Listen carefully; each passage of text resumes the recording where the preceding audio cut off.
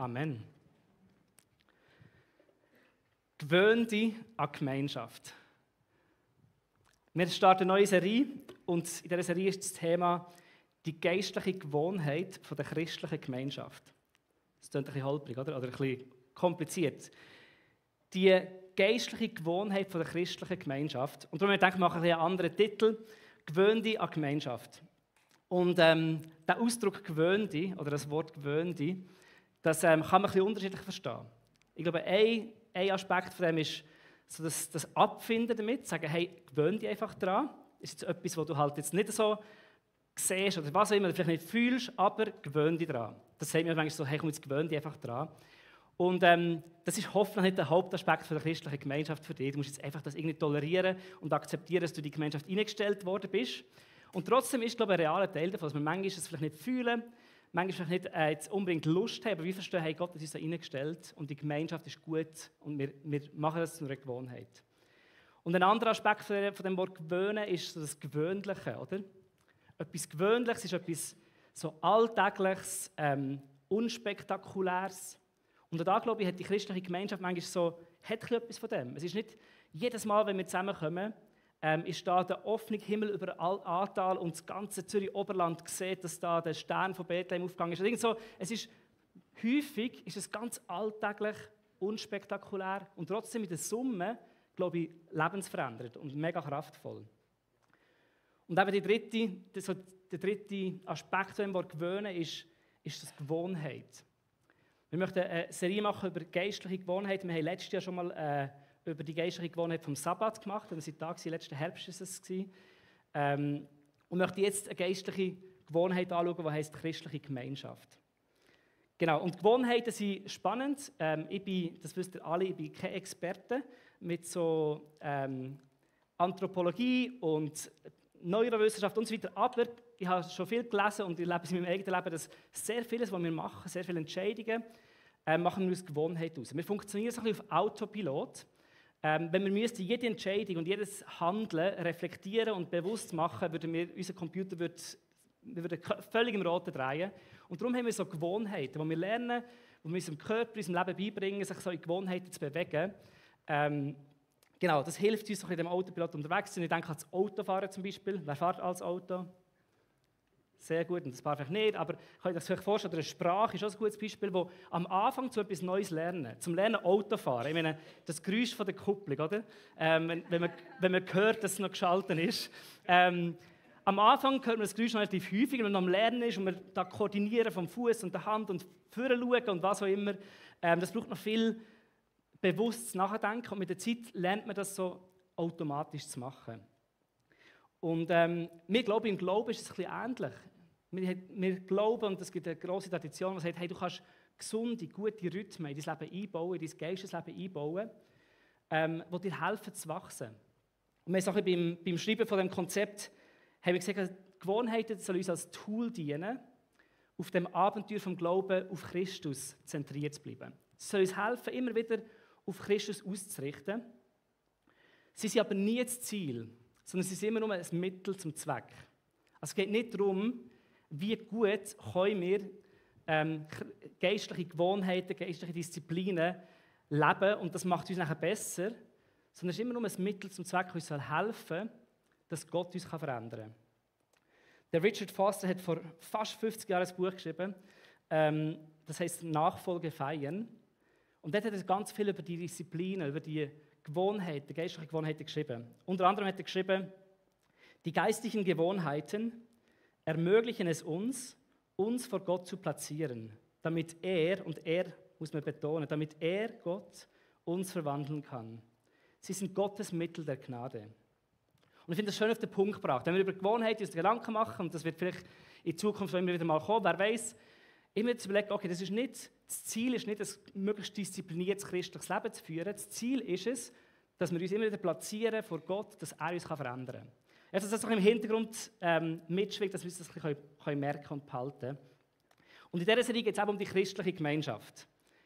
Es ist, und das ist uns beim Vorbereiten immer wieder ein bisschen Fehler passiert, es ist nicht eine Serie über Gemeinschaft, nicht eine Serie über Beziehungen oder über Freundschaft, sondern es ist in erster Linie eine Serie über die Gewohnheit der christlichen Gemeinschaft. Und wir werden ein bisschen merken, wo das manchmal schwierig zum Abgrenzen ist.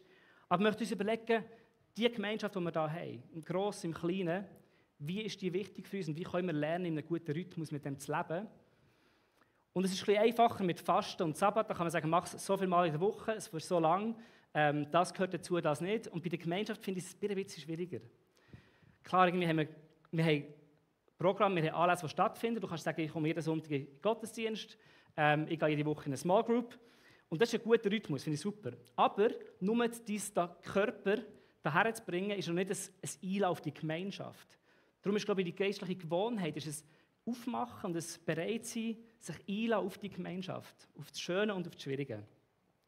Genau, und es gibt so, wenn es um Beziehungen und um Gemeinschaft geht, gibt es so verschiedene Theorien und verschiedene ganz verschiedene Leute, die Sachen herausgefunden haben. Unter anderem ist Dunbar, vielleicht sagt das jemand oder andere etwas. Dunbar ist ein Anthropologe, der untersucht hat verschiedenste Konstellationen von Gemeinschaften und er hat so verschiedene Beziehungskreise entdeckt, die sich überall so durchziehen, über die Geschichte der Menschheit, die verschiedensten Kulturen. Und er sieht das so ein bisschen so die grösser werdenden Beziehungskreise, die anfangen mit ganz engen, nahen Freundschaften, geht weiter auf so 10, 15 Freundschaften und wird immer wie grösser, immer wie mehr Leute, die wir damit zu tun haben. Und unsere Beziehungsdynamik verändert sich so ein bisschen. Und wir möchten diese Serie so ein bisschen an diesem Muster entlang angeln. Wir möchten starten bei ganz engen Freundschaften und dann uns langsam so ein bisschen rausbewegen. Was heisst denn, wenn es grösser wird, wenn es eine Small Group, was heisst, wenn wir als GVC Zürich Oberland, was bedeutet es denn, Teil dieser Gemeinschaft zu sein? Was bedeutet es, wenn wir Teil der grossen, globalen Kirche sind? Wie sieht das denn aus für mich? Wie kann ich Teil von dem sein? Und so haben wir die Serie ein bisschen aufgebaut. Wir haben jetzt 4 Sonntage und ich gebe euch schon mal Titel für die das hilft, sich einzuordnen, was kommt, wenn und so. Wir haben 4 Sonntage. Heute geht es darum, Gemeinschaft als Geschenk. Und der Fokus ist darauf, auf die engen Freundschaften. Dann nächste Woche wird es darum gehen, um Gemeinschaft als Werkstatt. Ich finde es ein cooles Wort, das ist da, wo gekoppelt wird, wo Späne fliegen, wo es ein bisschen, vielleicht auch mal stinkt, wo es herausfordernd ist, wo Wachstum passiert, aber nicht einfach immer nur schön ist. In der 3. Woche geht es um Gemeinschaft als Kirche, wo wir sich darauf fokussieren, als lokale Ortsgemeinde, GVC Zürich Oberland, was heisst es für uns, eine Gemeinschaft zu sein. Und dann in 4 Wochen Gemeinschaft als Zeugnis, wo wir eben sagen, die grosse Gemeinschaft von der von der globalen Kirche, von dem Leib Christi, wo wir Teil davon sind. Wie können wir dort aktiv eine Gewohnheit machen und uns Teil davon sehen? So viel zum Start und zum Überblick, damit ihr wisst, wo wir uns drinnen bewegen. Hilft es irgendjemandem? Ja, sehr gut. Es gibt nämlich viele, die sagen, ich muss irgendwo einen Überblick haben, damit ich mal weiss, wo wir uns bewegen, dann habe ich Orientierung. Genau, ich möchte euch von einer Krankheit erzählen. Und die Krankheit, die breitet sich rasant aus auf der ganzen Welt. In der Schweiz ist grob, es kommt darauf an, wie man es misst und wie man es beurteilt, aber etwa 1/3 von allen Schweizern sind von dieser Krankheit betroffen. Jeder Dritte in der Schweiz. Es ist ein globales Gesundheitsproblem. Das die WHO letztes Jahr, im 2023, hat als so eins deklariert und gesagt, das ist ein globales Gesundheitsproblem, das wir haben in der ganzen Welt, das wir müssen angehen müssen. Es ist ähnlich schädlich wie 15 Zigaretten am Tag zu rauchen. Also das ist schon mal ein krasser Vergleich.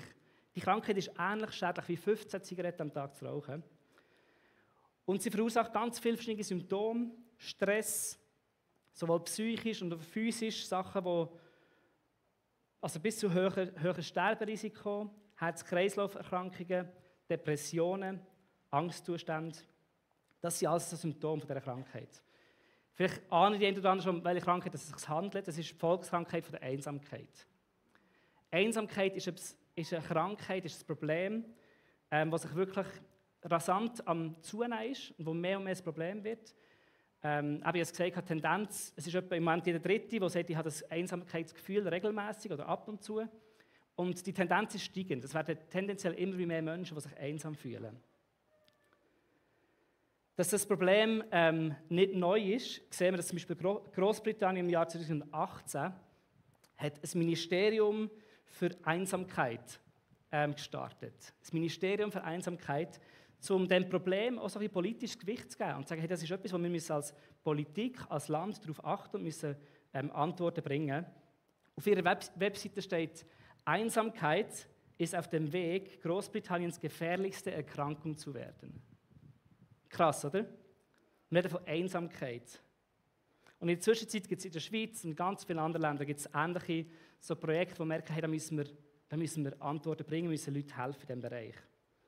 Und ist jetzt nicht das Hauptthema von heute Morgen, dass wir jetzt die Einsamkeit auseinandernehmen und verstehen und so.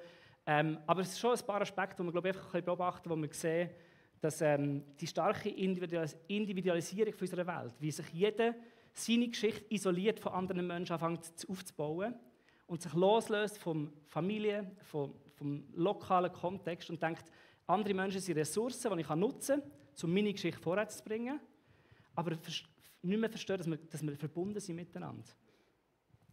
Das Smartphone, das hier, das ja eigentlich sagen sollte, wo da sehr, sehr stark ausschlaggebend ist, dass Einsamkeit wächst, dass man das Gefühl hat, man ist verbunden, so eine Scheinverbindung hat über Social Media, das Gefühl hat, ja, ich und er, wir wissen genau, was im Leben vom anderen ab sich geht, aber man hat ein Jahr nicht mehr zusammen geredet. Aber man sieht immer wieder, was er macht und dann denkt man, ja, man hat eine gute Verbindung und merkt plötzlich, ich fühle mich doch recht einsam. Wenn dann etwas ist, zu wem gehe ich?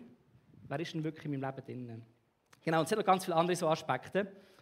Und keine Angst, es ist nicht, dass wir jetzt einfach ganz schlecht über alles reden, was herausfordernd und schwierig ist, aber ich glaube, wir müssen uns das bewusst machen, um zu verstehen, dass Gemeinschaft ein riesiges Geschenk ist.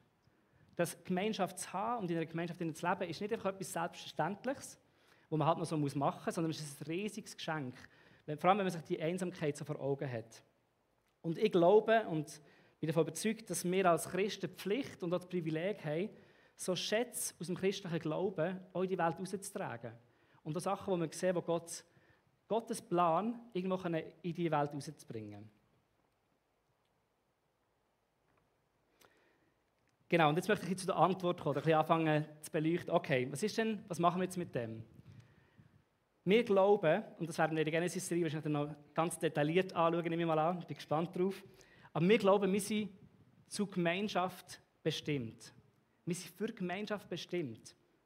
Das ist die gute Nachricht. Gott hat das Bedürfnis und das, wie wir gestrickt sind in unserer DNA, oder vielleicht nicht DNA, vielleicht ist es noch tiefer, aber einfach wer wir sind im Wesen als Menschen. Wir sind gemeinschaftlich, wir sind Beziehungswesen. Und das ist, weil wir im Ebenbild von Gott geschaffen sind. Im 1. Mose 2, Vers 18, nachdem Gott ganz viel geschaffen hat und immer das hat, es ist gut gewesen und es ist sehr gut gewesen, und das erste Mal, es ist nicht gut gewesen.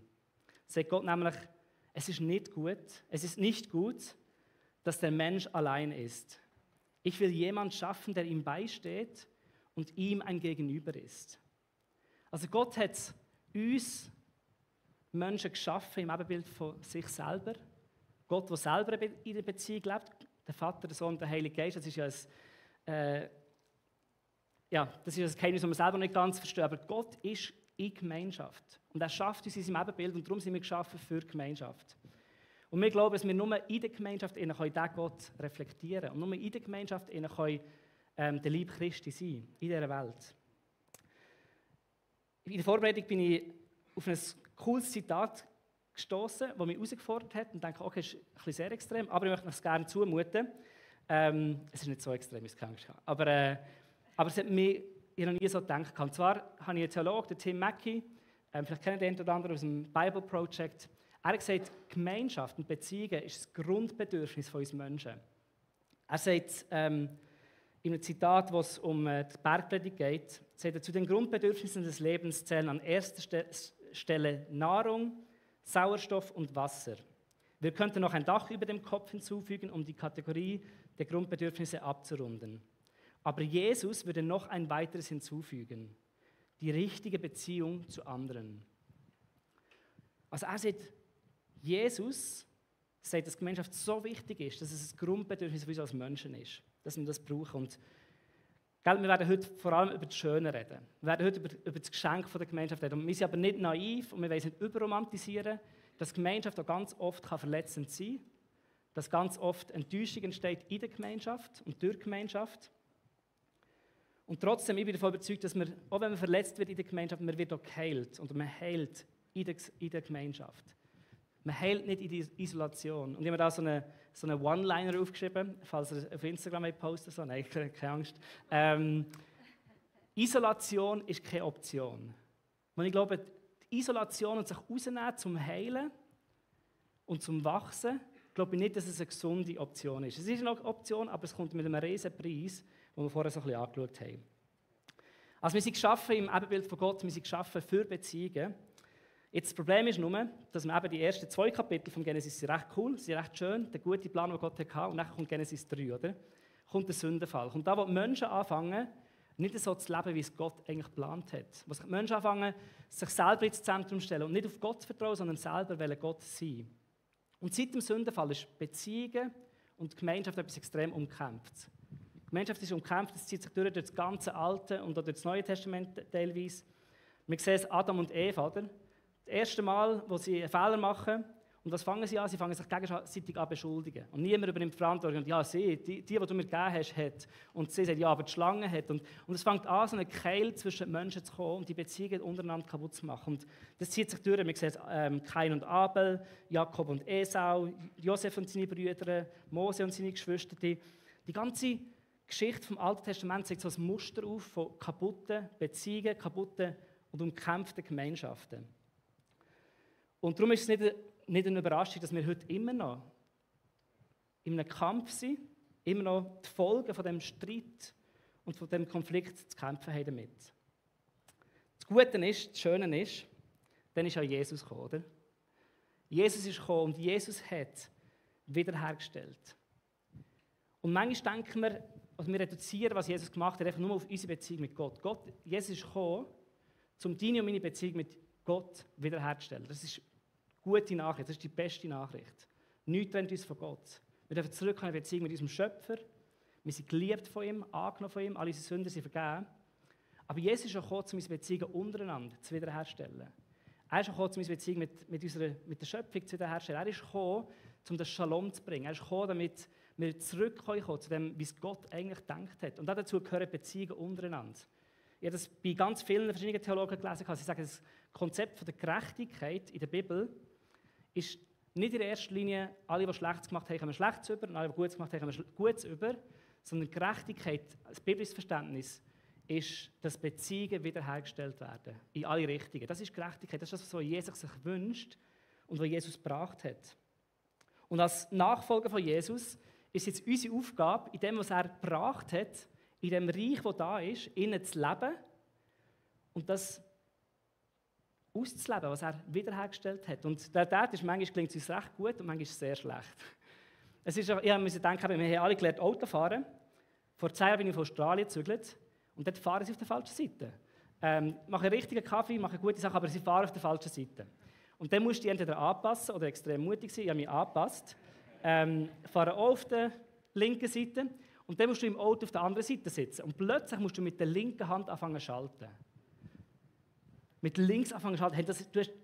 Hey, du hast eine Muscle Memory, sagt man dem, oder? Die Körper weiss genau, wie das funktioniert, aber auf dieser Seite keine Ahnung, wie man schaltet. Und das war wirklich so ein wieder Neulernen von wie du ein Auto fahren. Und bin immer zu nah am Rang gewesen, weil ich noch gedacht, rechts von mir jetzt auch noch ein bisschen Platz. Und so. Ich habe ganz viele Sachen, die du wieder frisch lernen musst. Und ich glaube, manchmal ist es ein bisschen mit dieser Gewohnheit und im Reich Gottes zu leben, ist es wie wieder so ein bisschen, du hast schon mal gelernt, Auto fahren. Irgendwie weißt du, wie Leben funktioniert und wie Freundschaft und so. Und plötzlich liest du Jesus und liest, was er sagt und was er für uns verlangt, was er uns einlädt und merkst so, wow, da muss ich muss mein Leben nochmal frisch lernen, wie das funktioniert. Und so, glaube ich, ist es ein bisschen auch mit Freundschaft, ist es auch mit engen, guten Beziehungen und Freundschaften, dass wir nochmal frisch lernen, was ist denn Gottes Perspektive und die Perspektive von Jesus. Und das Gute ist, Jesus hat es wiederhergestellt, dass das möglich ist. Und er hat es uns auch vorgelebt. Ich habe auf Social Media so einen Post gesehen, wo gestanden ist, niemand redet über das grösste Wunder von Jesus. Er hat in seinen 30 Jahren 12 gute Freunde gehabt. Das ist nicht selbstverständlich, oder? Dass in diesem Alter 12 richtig gute Freunde hat. Und es ist ja schon, ja, es ist ja nicht einfach Freunde, die am Campieren sind für 3 Jahre und es gut haben. Es ist ja, sie waren ja unterwegs gewesen, das war ja ihr Lebensstil gewesen, in dieser Gemeinschaft unterwegs zu sein. Und trotzdem Jesus, Gott ist Mensch geworden und hat sich in Beziehungen hineingegeben. Er hat angefangen, Freundschaften aufzubauen. Er hat seine Jünger nicht einfach nur Lehrlinge genannt oder Diener, sondern er hat sie Freunde genannt. Johannes 15, Vers 15 steht, ich nenne euch Freunde und nicht mehr Diener. Denn ein Diener weiß nicht, was sein Herr tut. Ich aber habe euch alles mitgeteilt, was ich von meinem Vater gehört habe. Und klar, es ist vielleicht ein bisschen eine andere Dynamik. Er ist der Rabbi, sie sind die Lehrlinge. Und trotzdem, er sagt, hey, ich möchte die Beziehung nicht so haben, dass ihr einfach mir nachlauft, sondern ich möchte, dass ihr meine Freunde seid. Dass ihr versteht, was mein Herz ist, dass ihr versteht, was Gott am Machen ist. Und jetzt kommt der herausfordernde Gedanke. Jesus hat sogar innerhalb von den 12 Jüngern noch seine Lieblings gehabt. Lieblings ist vielleicht das falsche Wort. Aber er hat innerhalb von den 12 Jüngern noch 3 Jünger gehabt, die er besonders hat in sein Leben hineingelassen, die er besonders verletzliche Momente, schöne und schwierige, hat mit hineingenommen. Das ist der Petrus, der Jakobus und der Johannes. Und er hat so ein paar Bibelstellen mitgebracht. Das sind 3 verschiedene Szenen, wo er alle anderen nicht mitnehmen will, aber die 3 möchte er dabei haben. Das erste ist eine Szene in Markus 5, wo er ein Mädchen, das gestorben ist, und alle sagen, sie ist gestorben und sie schlaft nur. Er möchte reingehen und für das Mädchen beten. Und dann steht in Markus 5, steht, dann ging er weiter, erlaubte aber niemand, ihn zu begleiten, außer Petrus, Jakobus und dessen Bruder Johannes. Er hat ihn mitgenommen auf eine Mission, die wahrscheinlich für ihn recht herausfordernd war, und sagt, okay, da kollidieren jetzt 2 Welten. Da ist der Tod und da komme ich rein. Eine weitere Szene ist Lukas 9, Vers 28 bis 29. Das ist ein wunderschöner Moment, wo Jesus auf den Berg raufgeht und er wird verwandelt und er trifft sich dort mit dem Elia und mit dem Mose. Das ist richtig, gell? Die richtigen 2. Genau, trifft sich auf den Berg ab und verwandelt sich in all seine Schönheit. Und auch dort, bei diesem wunderschönen Moment, bringt er einfach die 3 mit. Das steht im Lukas 9, 28 bis 29, steht auch wieder, dass alle anderen dort geblieben sind, aber er hat den Petrus, den Johannes und Jakobus mitgenommen. Und die letzte Szene ist kurz vor seinem Tod, kurz bevor er verhaftet worden ist, im Garten Gethsemane, im Matthäus-Evangelium. Steht da, dass er im Garten ist gegangen, hat seinen Jüngern gesagt, hey, betet für mich, steht für mich ein. Und dann steht, dass er Petrus jedoch und die beiden Söhne des Zebedäus nahmen mit. Traurigkeit und Angst wollten ihn überwältigen. Also hat die 3 Jungs, die 3 Männer, hat er mitgenommen, noch ein bisschen näher, in seinem schwierigsten Moment. Und ich möchte nicht zu viel reinlesen und interpretieren, aber irgendwie sehen wir doch, dass auch Jesus so verschiedene Beziehungskreise hatte. Dass auch er hat Massen gehabt, Tausende, mit denen hat er gelehrt, er hat Essen mehrmals multipliziert, er hat eine Schar von 70 oder von 120, die mit ihm mitgegangen sind. Er hat seine 12 Jünger gehabt, er hat 3 enge Freundschaften gehabt. Er hat auch noch andere Freundschaften, kann man davon lesen, Lazarus und Maria und Martha und so. Aber man sieht, er hat so verschiedene Beziehungskreise gehabt und er hat enge Freunde gehabt. Jesus hat enge Freundschaften gepflegt. Und ich glaube, dass selbst Jesus hat das als Geschenk gesehen, andere Menschen auf seinem Weg zu haben, die er die schwierigen und die schönen Momente teilen kann. Jesus hat sich entschieden, nicht einfach Gott zu sein und das grösser zu sein, sondern Menschen mitzunehmen und Menschen einzuladen und zu fragen, hey, bete mit mir und hey, teile diesen Moment mit mir. Und darum glaube ich und bin überzeugt davon, dass auch wir, wenn Jesus gute Freunde gebraucht hat und enge Freunde gebraucht hat, dass auch wir enge Freunde, gute Freunde brauchen. Und Freundschaften entstehen nicht einfach automatisch, es ist nicht einfach etwas, wo wir da herlaufen, sondern Freundschaften müssen gebaut werden. Freundschaften müssen gebaut werden und nicht entdeckt werden oder gefunden werden. Und das ist Arbeit, das ist ein gegenseitiges Kennenlernen, das ist ein Vergehen, das ist ein Leben hineinsprechen, das ist ein Herausfordern, das ist ein Aushalten notwendig im ganzen Innen. Das ist vielleicht so ein bisschen eine der schwierigeren Seiten der Freundschaften. Etwas anderes ist, dass Freundschaften, und das ist jetzt auch keine News für euch, aber Freundschaft kostet uns etwas, oder? Freundschaft kostet uns Zeit. Ich habe gelesen, dass es für Erwachsene bis zu 200 Stunden dauert, um eine Freundschaft aufzubauen. Für Kinder ist es noch viel, für Kinder ist es weniger als 75 Stunden. Aber als Erwachsene, je älter du wirst, desto schwieriger wird es, Freundschaften zu bauen. Und es braucht Zeit, es braucht Ausdauer. Es braucht Verletzlichkeit und Offenheit.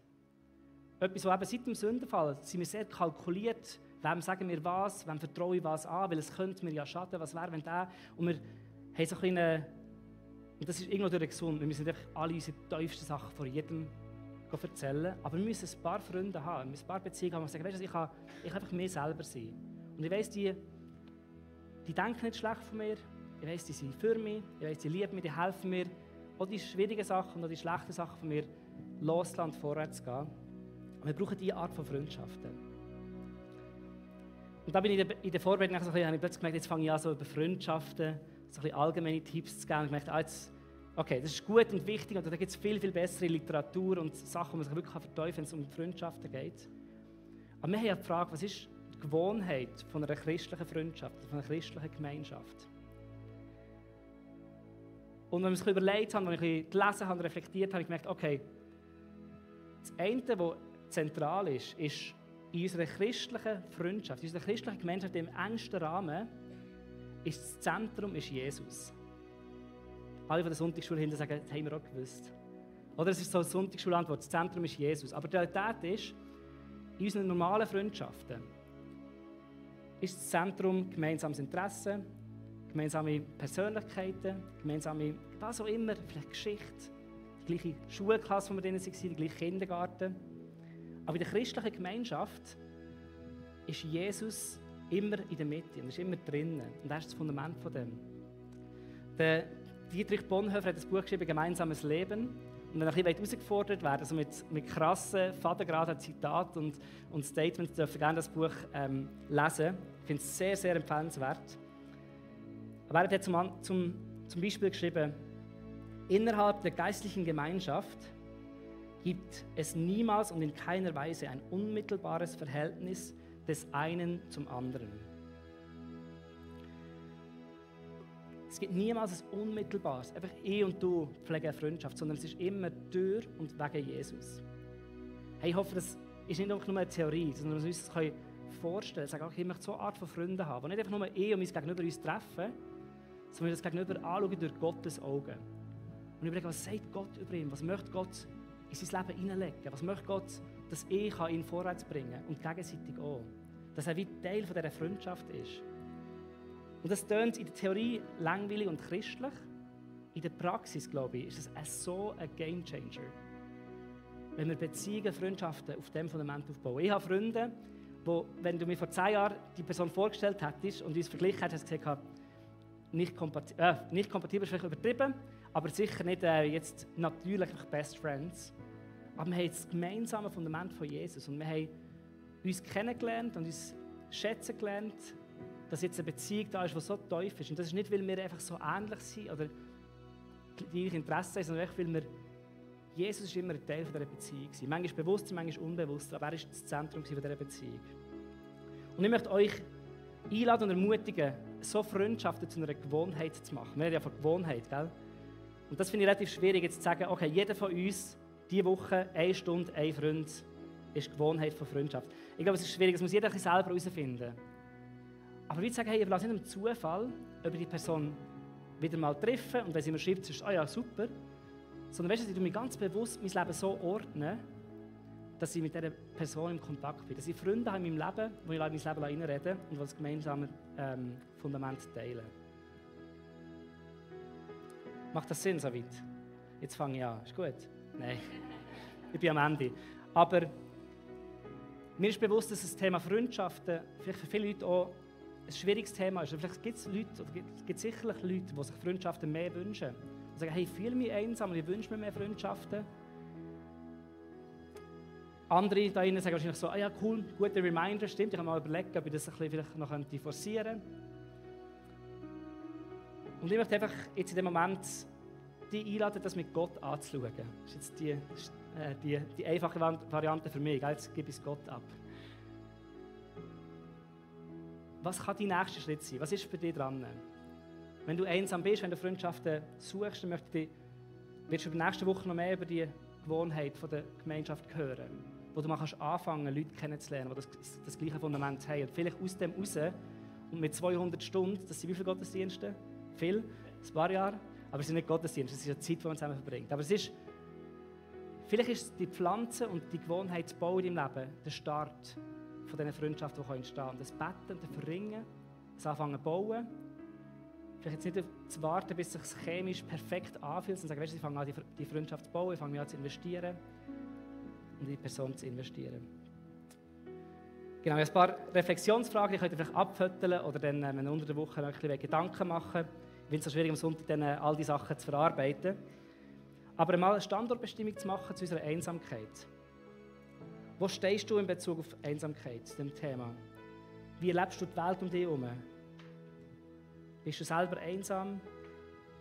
Und auch eine coole Frage ist, hey, gibt es Menschen in deinem Leben, in deiner Welt, in deinem Umfeld, die einsam sind und du vielleicht bis jetzt gar nicht wahrgenommen hast? Das Reflektieren über enge Freundschaft ist so, könntest du jetzt, wenn ich dich frage, könntest du 2, 3 gute Freundinnen nennen, wissen sie es auch? Hat es artikuliert? Weiss die Person, hey, wir haben die Art von Beziehung, ich finde das etwas Cooles. Du fühlst dich wie eine Zweiklässler, weil sie mit mir gehen. So, hey, wollen wir Freunde sein? Willst du die Art von Person sein, die mir ins Leben ehrlich hineinredet? Hast du diese Beziehungen? Und das Dritte ist, hey, hast du eine Gewohnheit oder kannst du eine Gewohnheit starten und sagen, weißt du, ich möchte die Beziehungen, die engen Freundschaften noch mehr pflegen und noch bewusster Teil von meinem Lebensrhythmus machen.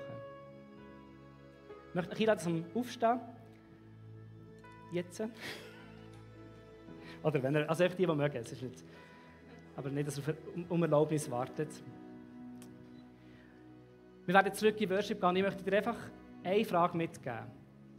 Was ist die Einladung, die Gott für dich heute Morgen hat? Was hast du das Gefühl, was Gott möchte in deinem Herz, was ganz oben schwimmt, dass Gott möchte sagen, hey, heute Morgen komm einen Schritt in diese Richtung.